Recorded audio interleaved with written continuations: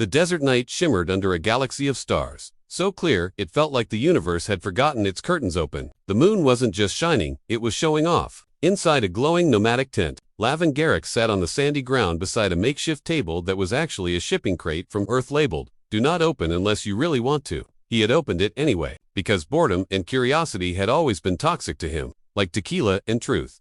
And that's when he met her. She wasn't supposed to be inside. In fact, there wasn't supposed to be anything inside except dehydrated noodles, socks, and a questionable magazine titled Astrobiology, but make it sexy. Instead, out floated a tiny blue-skinned alien creature, glowing delicate, with long silky hair, darker than his student loan obligation, and huge eyes that blinked like they'd just discovered emotions. She looked like she belonged in a fantasy, or an expensive hallucination. She wasn't tiny now. Whatever tiny meant to him before, she clearly had upgrade capabilities. Her name, as she later announced with excessive dramatic flair, was Gelariah Villarin, High Mistress of Nebular Housekeeping and Cosmic Domestic Assistance, also known, in Lavan's words, as Alien Maid, Deluxe Model, possibly haunted. She wasn't offended. In fact, she told him she'd been assigned to him, to serve, to manage, and to emotionally support. Lavan squinted. Emotionally support. Like a space therapist, she shook her head. More like a girlfriend without legal paperwork or expectations. I also do laundry. Lavan wasn't sure if he was dreaming, dehydrated, or on the verge of joining an intergalactic reality show. That was 2 weeks ago. Now, he was in the middle of a vast sand dune desert on planet Ardos 9, sitting in a glowing tent, sipping lukewarm alien tea, with an alien maid who kept tripping over the concept of personal space. Tonight was colder than usual. The moon bright enough to sue for emotional distress, and Lavan, wrapped in a sweater that was one wash away from retirement, looked out at the dunes thinking life used to be so normal. Then Gilo walked out of the tent. No. Floated. No. Walked so gracefully it felt illegal. Her blue-tinted skin shimmered under moonlight, like she had starlight living in her pores. Her outfit, if you could call it that, looked like someone took a Renaissance gown, merged it with a swimsuit designed by a romantic fever dream, then embroidered it with cosmic flowers and glowing threads that hummed with alien energy. It hugged her just enough to make Lavan's heart file a complaint. She didn't look real. She looked like the universe had tried drawing a woman from memory.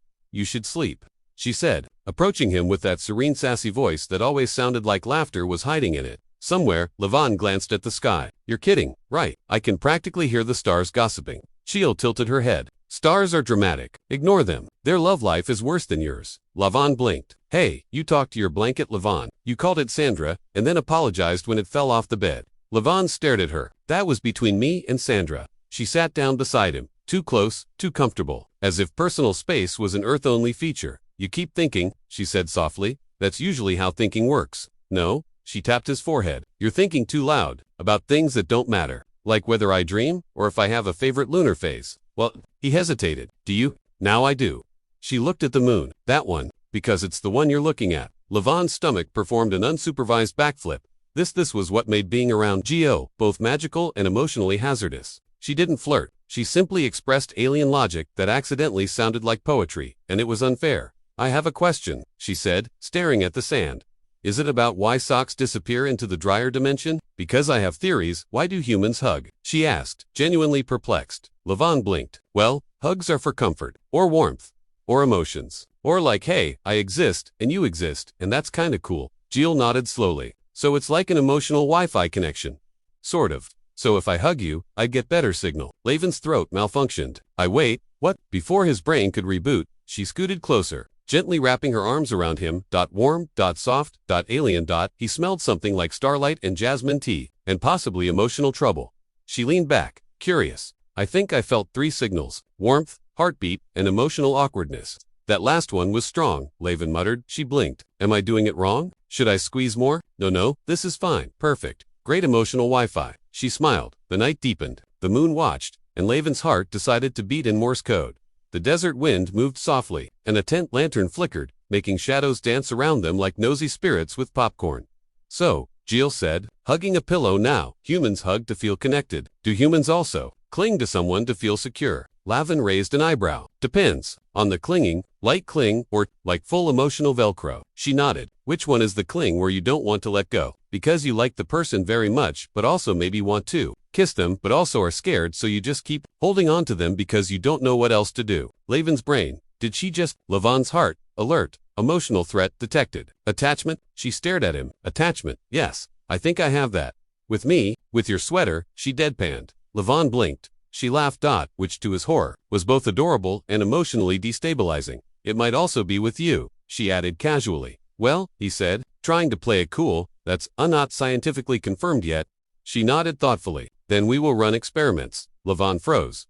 Experiments? Yes, she said with a straight face. Daytime attachment, nighttime attachment, indoor, outdoor, hypothetical. Scenarios where I pretend to fall and see if you catch me. Wait, that last one felt premeditated. Everything is premeditated when you're not tiny anymore, she whispered. Laven did not know whether to laugh, panic, or emotionally short-circuit. She brushed a hair strand from her face, her eyes reflecting the moon. Levon, she said softly, are you afraid of me? Not afraid, he admitted, more like curious and confused and maybe interested. She smiled. So I'm like a mystery sandwich. Yeah, Laven chuckled, but one that might emotionally eat me alive. She nodded seriously. That's fair. I have attachment issues. And possibly cosmic cling instinct. Cling instinct. She didn't answer. Instead, she leaned into him. Not hugging, just existing incredibly close. Laven, she said, voice soft. Do you want to see what happens when a lonely alien maid decides she doesn't want to be lonely anymore? Silence. Stars held their breath. Levon felt something shift. Not in the wind, not in the sand. In him. Think I do, he whispered. She took his hand. Fingers interlocked, awkward, unsure, sincere. Then, she said with a smile, gentle enough to break gravity, I'll cling a little longer. The next morning, the desert sun rose, like it had something to prove. It wasn't just shining, it was aggressively interviewing everyone for warmth resistance. The tent looked glorious in golden light, except for one fact. Levon couldn't get up, not because he was injured but because an alien maid was glued to his left arm. Like an emotional barnacle, JL was not tiny anymore, and she apparently slept like a koala with abandonment issues. One leg over him, one hand gripping his shirt. Her hair spread across his face like a romantic seaweed curtain. Levon tried to scoot at her, grip tightened. He whispered GL. She whispered back. I just need water, you have me. That doesn't fix dehydration. She opened one eye. Emotionally, it does. Levon sighed. Are you cuddling me? She blinked innocently. No, I am demonstrating interspecies thermal preservation.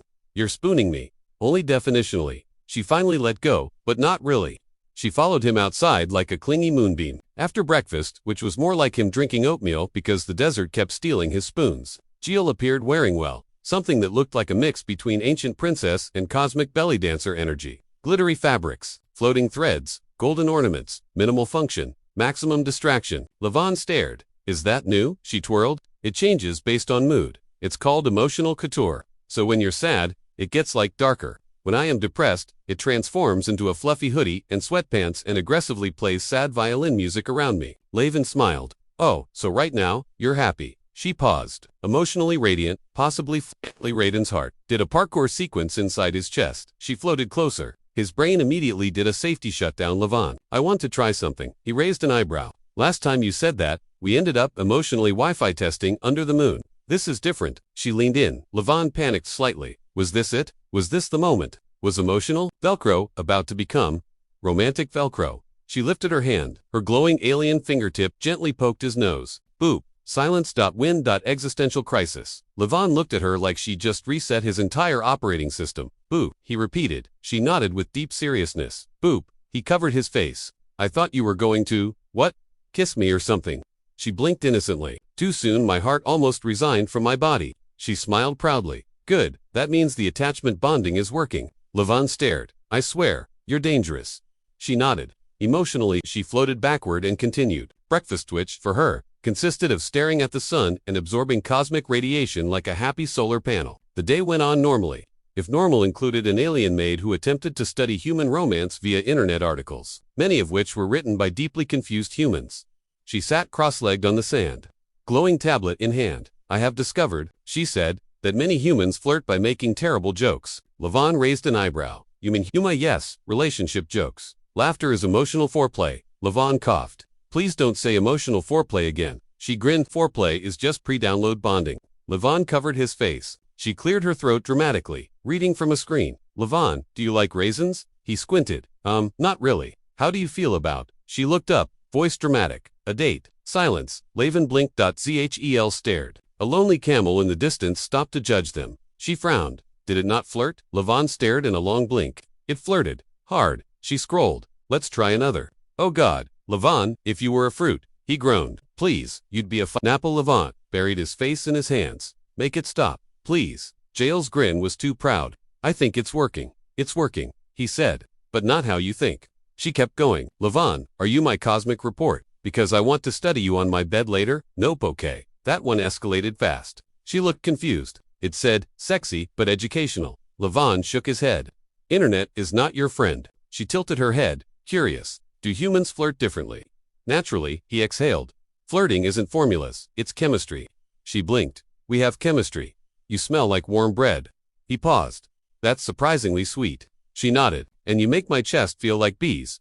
But cozy bees. Legally safe bees. Levant smiled nervously. I have no idea what that means, but I like it.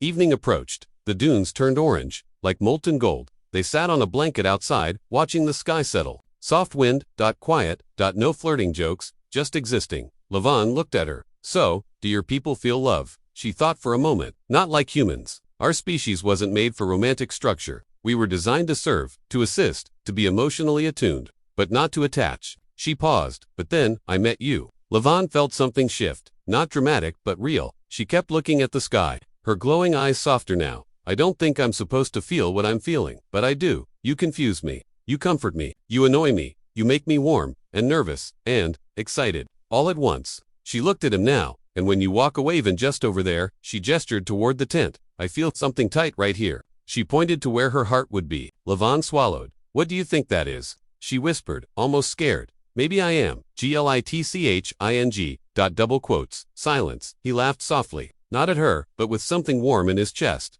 That's not a glitch, he said. That's just human emotion. She looked at him. But I am not human. He nodded. I know. But maybe emotions aren't just human. She didn't reply. That night, they sat side by side, not speaking much. Her head eventually rested on his shoulder. He didn't move, didn't want to. The stars watched. The moon approved. After a while, she spoke, softly. Levant, yeah, I think I know what the attachment feeling is now. He turned. What? She whispered. I like you. That way. Her voice was light, shy, and strange coming from someone who could levitate. Levant breathed slowly. Heart, doing parkour again. He didn't joke, didn't flirt back, didn't ruin it with words. He simply took her hand. She held his firmly, as if she'd been waiting for that exact moment. She smiled, softly, and leaned her head back on his shoulder. And for once, she didn't let go.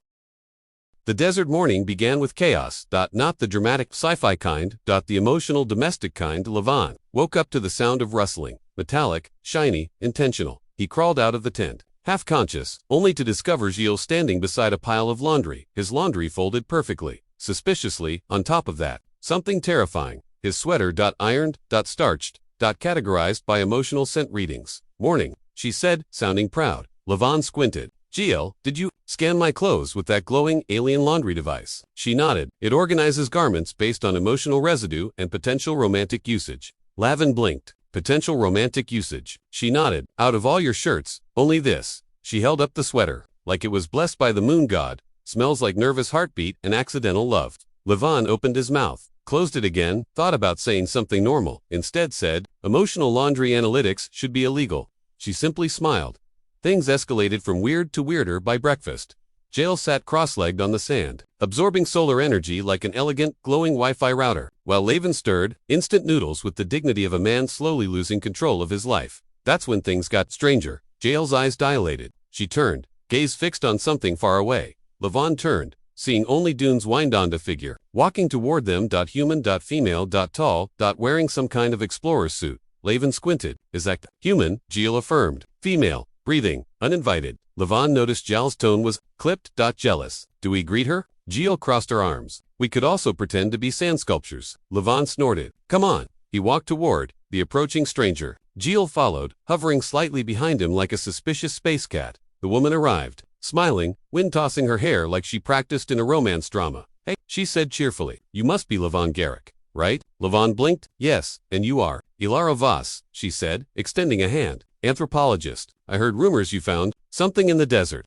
She glanced at Gilles. Gilles narrowed her eyes. Levant awkwardly gestured. Ah, this is Yule. She's a maid, Gilles said blandly. An alien maid, Lavin corrected. That too. Ilara smiled. Fascinating. You look. She paused, analyzing GHL, remarkably humanoid. Your skin, your bone structured, emotional. Ora ora, una by lovely. Jill interrupted. Levon coughed to hide a laugh. Elara stood closer to Levon. GL floated closer to Levon. Levon was now a human sandwich between two women, one scientist, one cosmic cling enthusiast. So, Elara said, Levon, would you be willing to show me around your camp? Talk privately. Jail's head snapped like a GPS recalculating. No, Levon choked. Gel, that's not no. She repeated. He cannot go privately. He must go grouply. Levon whispered. Grouply isn't a word. It is now. Elara chuckled. Protective, isn't she? Jill said sweetly. Yes, I am very protective of household emotional assets. Assets, Levon muttered. Oh no. Elara stepped closer to him. Jill stepped closer to him. Very close. Levon had never been this emotionally claustrophobic. Elara spoke calmly. Levon, you do realize she may be exhibiting attachment imprinting. Alien emotional fixation isn't always stable. Gale stared. I am extremely stable. One emotional earthquake per year, maximum. Elara smirked. She imprinted on you, like a baby goose. Jill gasped softly. I am not a goose. Levon chuckled. Relax. She didn't mean I am an advanced nebular domestic intelligence life form. Laven raised his hands. No one said you weren't. Jael crossed her arms. She implied goose energy. Elara was amused. Jael was not amused. Levon, sensing emotional thermonuclear possibility, stepped between them. Okay, let's just calm down. Jill floated closer. Levon, yeah, I feel something. He tensed. What danger? No. She paused dramatically. I might be jealous. Silence. Wind. The desert itself paused. Levon stared. Jael stared back. Elara raised one eyebrow. Then, without warning, Jill grabbed Laven's hand, held it like it was legally hers, and declared, in the butler voice of emotional chaos, he is under protection warranty. No external flirting permitted. Levon sputtered. Elara burst out laughing. Jill was dead serious. Laven's heart discovered new rhythm, some romantic, some terrified, all confused. Elara adjusted her glasses, stepping back. Fascinating. She isn't just emotionally evolving, she's becoming possessive. Levon looked at Shiel. Possessive. Gel refused eye contact. He tilted his head. She finally looked at him, expression oddly vulnerable. I told you, I wasn't designed to attach, but I did. Levon softened. That doesn't mean you're broken. She nodded slowly. But it means, she hesitated, voice barely above a whisper. I might want things I don't understand. Laven's heart stopped pretending to be okay. He reached out gently. She didn't flinch. He held her hand. Not because she clung, but because he wanted to. She smiled, soft, genuine, glowing. Elara watched, scribbling excitedly in her notebook. Extraordinary, she murmured. She's learning love before logic. Shiel didn't look away from Levon. I think, she whispered. Love is its own logic. Levon exhaled. He didn't say it, but he understood. Jill looked at Elara. You can talk to him, but he is mine to return to. Laven's eyebrows hit orbit. She turned. Emotionally, somewhere in the dunes, a cactus face-palmed later. As Elara walked the camp perimeter, Jill sat beside Levon on a dune, hugging her knees. Quiet? He watched her. You okay? She nodded. Yes, just recalibrating emotional circuits. He smirked. Jill, you know you don't have to hug me every time you feel. She hugged him. Tight. Warm. Calm. I know, she whispered. Sometimes I just want to. He didn't move, didn't pull away. He rested his head on hers. Finally, understanding something. She wasn't clinging because she was designed to. She was clinging because she chose to. GL murmured softly, like a sleepy comet. Levon. Yeah, if someone tries to take you, I will challenge them. He laughed. To what? Some alien combat ritual. She whispered. No. Pause. Interpretive dance battle. Levon nearly collapsed, laughing. She didn't let go, and for once, he didn't want her to. The night was calm. The kind of calm where something emotionally ridiculous was about to happen. Levon sat near the campfire, staring at the stars, trying to understand life, love, and why instant noodles tasted better when emotionally confused. GL was quiet, not her usual clingy quiet, but thoughtful quiet. She sat beside him, arms wrapped around her knees, just watching the fire. No emotional scanning, no hovering, no possessive energy. Just silence. Levon felt something shift in the air. He looked at her. She didn't look at him, but she spoke. Today, I felt something strange. He blinked. Jealousy again. She shook her head. No, something softer, something that didn't burn, something that stayed. Laven tilted his head. Stayed, she nodded. Like warmth that doesn't leave, even when you do. He stared at her. She continued. I realized, I don't cling because I can't let go. I cling because I don't want to. Levon's heartbeat did something legally concerning. Gil looked at him now, not shy, not robotic, not confused, just full. I think that is what you humans call love. His voice only barely worked. Jail, but before words could get too sentimental, she added, also, I googled it. Love can cause nausea, bad jokes, and long-term emotional stupidity. Lavon snorted. That's one definition, yes. She nodded proudly. I feel all of those. He laughed, but the moment wasn't comedy. It was warm, real. Zhel, gently, floated just a few inches and settled directly beside him, closer than usual. Not clinging, not grabbing, but choosing. She leaned her head gently on his shoulder. He didn't react, didn't twitch, didn't panic. He just stayed. So did she. Wind blew, stars watched. The emotional Wi-Fi felt full signal. After a long moment, she asked Lavin, yeah, if love is real, what do humans do when they find it? He hesitated, then smiled. They don't run, they don't hide, they don't overthink, they just let themselves feel it. She blinked softly. So humans allow emotional glitches. He nodded.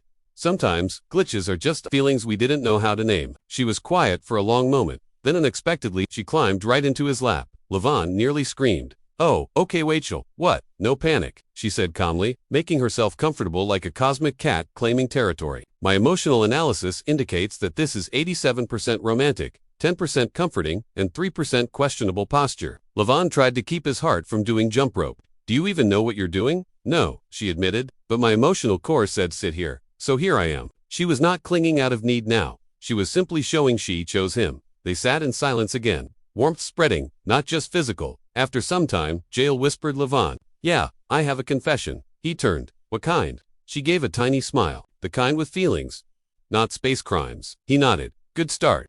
She took a deep breath, something she didn't technically need to do, but had learned for dramatic effect. I love you. Lavon stopped breathing for real. Not calculator brain love, not clingy protection love, but the kind that made reality feel like sand and stars and heartbeats. He didn't speak, didn't joke, didn't correct. He simply held her, slow, gentle, real. Her voice cracked slightly when she whispered, you don't have to love me back. I just needed to say it. Lavon smiled, emotions punching him affectionately.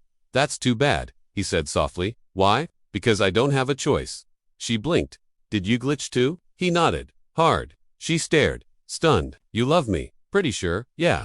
Her reactor heart probably did a cosmic somersault. She didn't squeal, she didn't cling. She simply pressed her forehead gently against his, softly, quietly, and whispered, then I am not malfunctioning. Lavon smiled. You're in love, Jael. She smiled, and for the first time she didn't blush. Blue, she glowed, literally like moonlight and warmth, and emotional Wi-Fi at full bars. She spoke softly in the starlight. Lavon, yeah, emotionally and romantically speaking.